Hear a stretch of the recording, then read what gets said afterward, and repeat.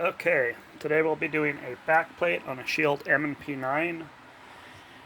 After looking around YouTube, I couldn't really find any good videos on it. I'm not disassembling it. I'm not changing a firing pin or any springs. All I'm doing is changing a back plate. Really simple.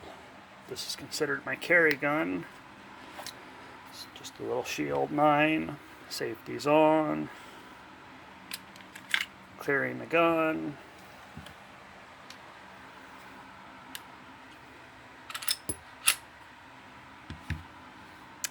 Sure you check the chamber. Okay, it's going from your stock back plate to a different back plate, basically all for looks. You're going to walk the slide back. Here you got your firing pin and springs. Need a small screwdriver.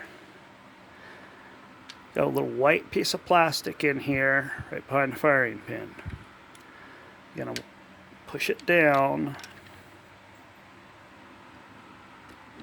Whoops, the old side plate pops right out.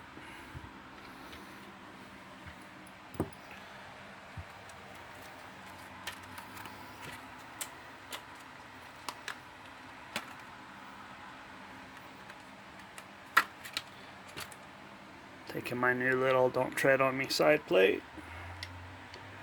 Now this little white plastic up here protrudes a little bit, so it's hard. You got to slide it in to get it in. So once you get it lined up,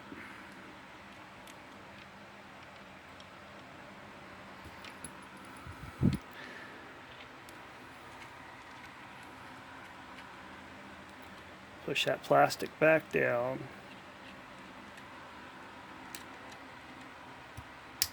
Click, it's in.